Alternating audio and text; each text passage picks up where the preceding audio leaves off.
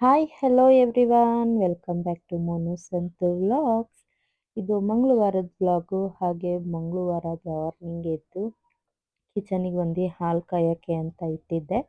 ಇನ್ನು ಹಾಗೆ ಸಂತು ಅವರು ಈ ಬಾಟ್ಲಲ್ಲಿ ಚಿಯಾ ಸೀಡ್ಸು ಮತ್ತು ಸಬ್ಜಾ ಸೀಡ್ಸ್ನ ಹಾಕ್ಕೊಂಡು ಅದರಲ್ಲಿ ನೀರು ತುಂಬ್ಕೊಂಡು ಹೋಗ್ತಾರೆ.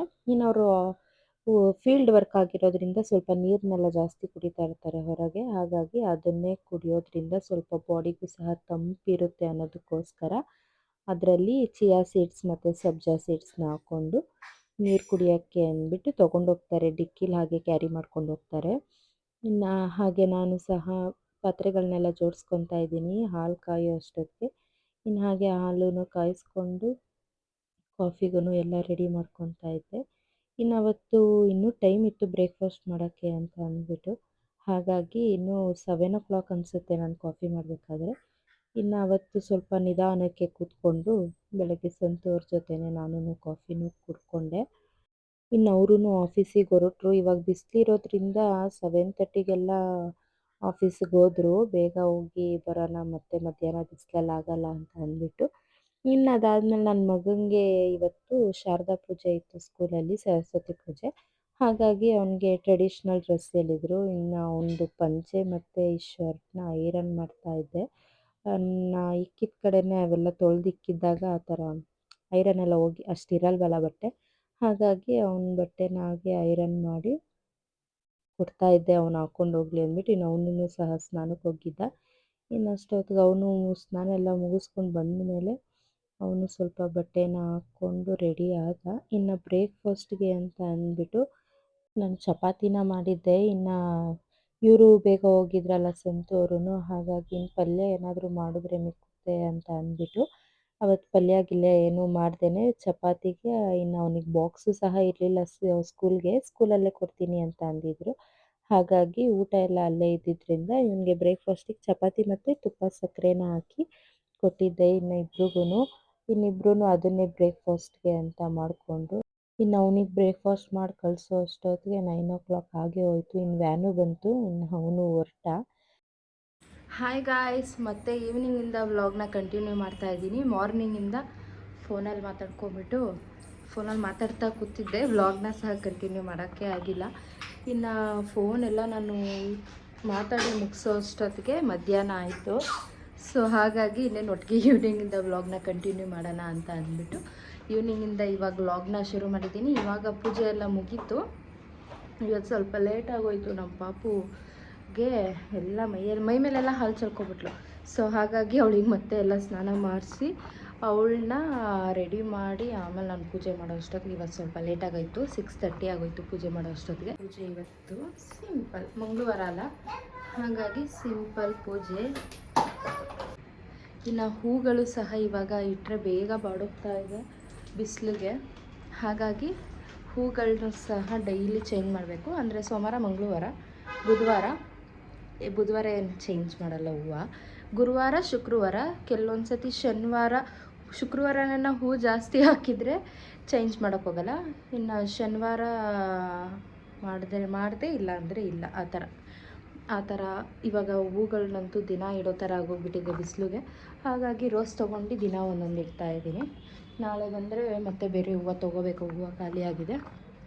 ಇನ್ನು ಹಾಗೆ ಈಗ ಅಡುಗೆ ಎಲ್ಲ ಮಾಡಬೇಕು. ಪಾತ್ರೆ ಇದೆ ತೊಳಿಬೇಕು, ಸ್ವಲ್ಪ ಇದೆ ತೊಳಿಬೇಕು.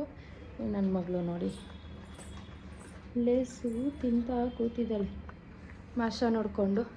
ಇನ್ನು ನಮ್ಮ ಮನೇಲಂತೂ 24/7 ನಿಕ್ ಜೂನಿಯರೇ ಓಡ್ತಾ ಇರುತ್ತೆ. ಇಲ್ಲ ಅಂದರೆ ಏನನ್ನ ಪಾತ್ರೆ ಬಚ್ಚಲಲ್ಲಿ ನೀರು ಇಕ್ಕೊಳ್ಳೋದು, ಆ ಥರ ಕೆಲಸಗಳು ನಡೀತಾ ಇರುತ್ತೆ ನಮ್ಮ ಮೇಡಮ್ದು.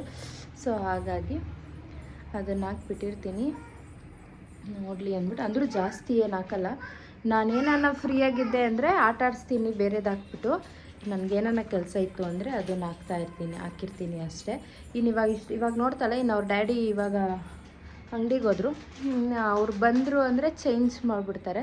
ಇನ್ನು ಮತ್ತೆ ನೋಡೋದೇ ಇಲ್ಲ. ಇನ್ನು ನಾಳೆ ಮಾರ್ನಿಂಗೆ ಶುರು ಮಾಡ್ಕೊಳ್ಳೋದು. ಹಾಗೆ ಇನ್ನು ಫ್ಯಾನ್ ಬೇರೆ ಹಾಕಿಲ್ಲ, ಪೂಜೆ ಮಾಡಿದ್ದೀನಲ್ಲ ಅಂದ್ಬಿಟ್ಟು. ಸೆಕೆ ಸಾಂಬ್ರಾಣಿ ಬೇರೆ ಹಾಕ್ಬಿಟ್ಟಿದ್ದೀನಿ ಇವತ್ತು. ಸೆಕೆ ಫುಲ್ಲು ಸ್ವೆಟ್ಟಾಗೋಗ್ಬಿಟ್ಟಿದ್ದೀನಿ ಸೆಕೆಗೆ. ಹಾಗೆ ಇವಾಗ ಅಡುಗೆ ಮಾಡಬೇಕು. ಏನು ಅಡುಗೆ ಮಾಡೋದು?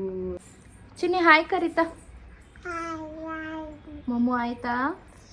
ಬೊಟ್ಟು ಹೆಂಗೋ ಇಡಕ್ಕೆ ಹೋದೆ, ಅಳ್ಳಾಡ್ಸೆಲ್ಲ ಇದು ಮಾಡಿಬಿಟ್ಲು. ಸೊ ಹಾಗಾಗಿ ಅದನ್ನೇ ಒಂದು ಡಿಸೈನ್ ಮಾಡಿಬಿಟ್ಟೆ. ಮಮ್ಮು ಆಯ್ತಾ? ತೂ ಇಚಾರ ಮಮ್ಮು ಆಯ್ತಾ ಇಚಾರ. ಅವಳು ಆಯ್ತು ಅಂತ ಹೇಳ್ತಾವಳೆ. ಇಚಾರ ಮಮ್ಮು ಆಯ್ತಾ ಮಣ ಮಣ ಆಯ್ತಾ? ಮಮ್ಮು ಆಯ್ತಾ? ಬುಂಗುಡು ಇಷ್ಟು ತೀಟೆ ತಿಮ್ಮಿ ಅಂದರೆ ಒಪ್ಪಿದೆ ಮಾಮನ. ತೀಟೆ ತಿಮ್ಮಿ. ಹೋಗಿ ಹಾಗೆ ನನ್ನ ಮಗಳ ಜೊತೆ ಹೋಗಿ. Thank you.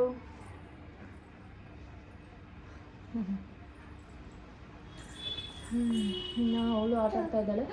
ಈಗ ನೋಡಿ, ನಾನು ಬ್ಲೆಂಡರ್ ಇಕ್ಕಿದ್ರೆ ಎತ್ಕೊಂಬಂದ್ಬಿಟ್ಟಿದ್ದಾಳೆ. ಇದನ್ನ ಹಾಕೊಳ್ಳೋದು ಹೆಂಗೆ ಅಂತ ಗೊತ್ತು ಅವಳಿಗೆ. ನಾನು ಅವಳು ಯೂಸ್ ಮಾಡಿರೋದು ನೋಡೇ ಇಲ್ಲ. ಆದರೆ ಇದನ್ನ ಹಾಗೆ ಯೂಸ್ ಮಾಡ್ತಾಳಲ್ಲ ಅಂತ ಎಷ್ಟು ಮಕ್ಕಳು ಚುರುಕಿದ್ದಾರೆ ಅಂದರೆ. ಚಿನಿಗೆ ಇತ್ತ ಯಾಕಸ ಗಲಿಂಗೆ ಎಸ ದಾಕಿವ ಗಲಿಂಗೆ ಬಗ್ಗ ಮೊಬೈಲ್ ಐತ ಗಲಿಂಗೆ ದಾಕಿವಿತ್ತ ಗಲಿಂಗೆನ ಹಂಗ. ಓ ಅಲ್ಲೆಲ್ಲ ಹಾಕೊಂತಾರ. ಓ ನೋಡಿ, ಆ ಬ್ಲೆಂಡರ್ನು ಹಿಂಗೆಲ್ಲ ಡ್ಯಾಬ್ ಮಾಡ್ಕೊತಾ ಇದ್ದಾಳೆ. ಆ ಥರ ಹಾಕೊತಾರಂತೆ. ನಾವೀಗ ನಗು ಅಂದರೆ ನಗು, ಅವಳು ಹಾಕೊಳ್ಳೋದು ನೋಡ್ಬಿಟ್ಟು ಹೇಗೆ ಕಲಿಸ್ಲು. ನಾನು ಆಲ್ಮೋಸ್ಟ್ ಏನಾರ ಫಂಕ್ಷನ್ ಇದ್ದರೆ ಮಾತ್ರ ಫೌಂಡೇಶನ್ ಯೂಸ್ ಮಾಡೋದು. ಏನಾರ ಮದುವೆ ಆ ಥರ ಇದ್ದರೆ ಮಾತ್ರ ಅಷ್ಟೇ. ಇನ್ನು ನಾವು ಹೊರಗೆ ಹೋಗ್ತೀವಿ ಅಂದರೂ ಯೂಸ್ ಮಾಡಲ್ಲ, ಮನೇಲಿದ್ರೂ ಸಹ ಯೂಸ್ ಮಾಡಲ್ಲ. ಆದ್ರೂ ಅವಳು ಯಾವಾಗ ನೋಡಿದ್ಲೋ ಕಾಣೆ ಅದನ್ನಾಗಲೇ ಕಲ್ತ್ಕೊಬಿಟ್ಟು ಹಿಂಗೆ ಡ್ಯಾಬ್ ಮಾಡ್ಕೊತಾಳೆ ಎತ್ಕೊಂಡು. ಈಗಿನ ಮಕ್ಕಳು ತುಂಬ ಚುರುಕು. ನಾವಂತೂ ಹುಡುಗರಲ್ಲಿದ್ದಾಗ ಏನೇನು ಗೊತ್ತಿಲ್ಲ. ನಾವು ಬರೀ ಆಟಾಡು ಆ ಥರ ಇತ್ತು. ರಜಾ ಬಂದರೆ ಊರಿಗೆ ಹೋಗು ಈ ಥರ ಒಂದಿತ್ತು. ಈಗಿನ ಮಕ್ಳಿಗೆ ಎಷ್ಟು ಆಪ್ಷನ್ಸು. ಮನೆಯಲ್ಲೇ ಒಳ್ಳೆ ಕಿಂಡರ್ ಗಾರ್ಡನ್ ಥರ ಆಗಿಬಿಟ್ಟಿರುತ್ತೆ. ಆಟ ಸಾಮಾನು ಅದು ಇದು. ನಮ್ಮ ಅವೆಲ್ಲ ಏನೂ ಇಲ್ಲ. ಈ ಜಾತ್ರೆಯಲ್ಲಿ ಎಷ್ಟು ಗೋಗರಿಬೇಕಿತ್ತು. ಜಾತ್ರೆಯಲ್ಲಿ ಏನಾದರೂ ಬೇಕಂದರೆ ಎಷ್ಟು ಬೇಡ್ತಾ ಇದ್ವಿ ಅಂದರೆ, ಪಾಪ ಇದು ಕೊಡಿಸು ಮಮ್ಮಿ ಇದು ಕೊಡಿಸು ಅಂದ್ಬಿಟ್ಟು ಇದು ಮಾಡ್ತಾಯಿದ್ವಿ.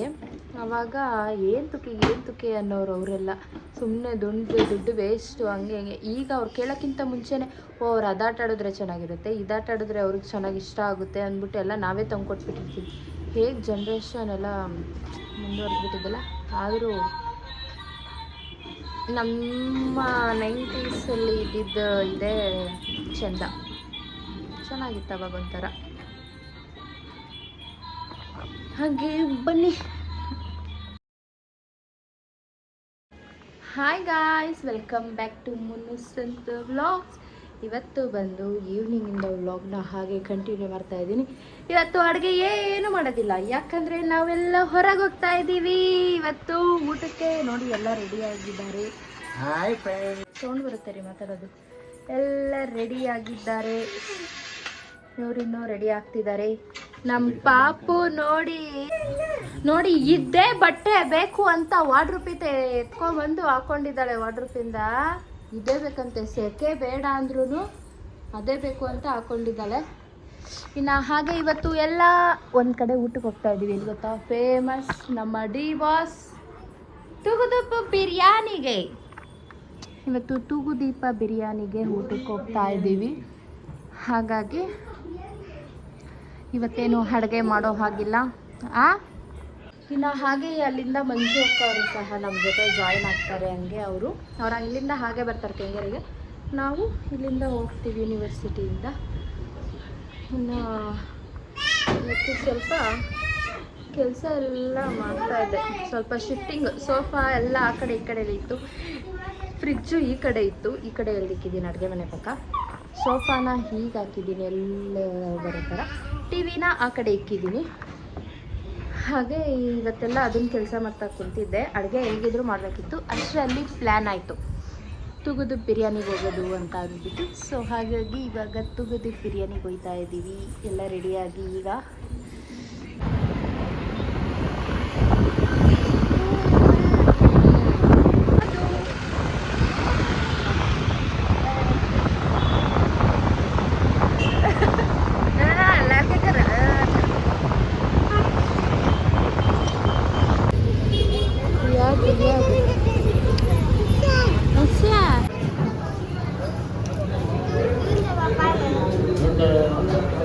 ಇವ್ರದ್ದು ಯಾವಾಗಲೂ ಇದೆಷ್ಟು ತಿಳ್ಕೊಂಡ್ರೆ. ಇನ್ನು ಹಾಗೆ ನಾವು ಹೋಗೋಷ್ಟೊತ್ತಿಗೆ ಮಂಜು ಅಕ್ಕ ಅವರು ರೀಚ್ ಆಗಿಬಿಟ್ಟು ಟೇಬಲ್ ಇಟ್ಕೊಂಡಿದ್ರು. ತುಂಬ ಜನ ಇರ್ತಾರೆ ಅಲ್ಲಿ. ಪಾರ್ಸಲ್ ಅಂತೂ ಎಷ್ಟು ತೊಗೊಂಡೊಯ್ತಾರೆ ಅಂದರೆ ಎರಡೆರಡು ಕವರಲ್ಲಿ ಏನು ಒಂದು 10 ಪ್ಲೇಟ್ ತೊಗೊಂಡೊಯ್ತಾರೇನೋ ಎಲ್ಲ. ಆ ಥರ ಕವರ್ಗಳನ್ನ ಹಿಡ್ಕೊಂಡು ಹೋಗ್ತಾಯಿದ್ರು. ಇನ್ನು ಅಲ್ಲಿ ಬಾಳೆ ಎಲೆ ಊಟ. ಇನ್ನು ನಾವು ಊಟ ಎಲ್ಲ ಮುಗಿಸ್ಕೊಂಡು ಮತ್ತೆ ರಿಟರ್ನ್ ಆಗ್ತಾ ಇದ್ವಿ. ಇನ್ನು ನಮ್ಮ ಪಾಪು ಅವ್ರ ಜೊತೆ ಒಂದಷ್ಟು ದೂರ ಬಂದಳು. ಆಮೇಲೆ ನಾವು ಅಲ್ಲಿಂದ ಮತ್ತೆ ಕರ್ಕೊಂಬಂದ್ವಿ. ಅವಳು ಇರಲ್ಲ ಅವ್ರ ಮನೇಲಿ, ಅಳ್ತಾಳೆ ಅಂತ ಅಂದ್ಬಿಟ್ಟು. ಇನ್ನು ಹಾಗೆ ಇದು ಇವತ್ತಿನ ವ್ಲಾಗ್ ಆಗಿತ್ತು. ಯಾರೆಲ್ಲ ಕೊನೆವರೆಗೂ ವಿಡಿಯೋ ನೋಡಿ ಸಪೋರ್ಟ್ ಮಾಡ್ತಿದ್ದೀರಾ, ಥ್ಯಾಂಕ್ ಯು ಫಾರ್ ವಾಚಿಂಗ್.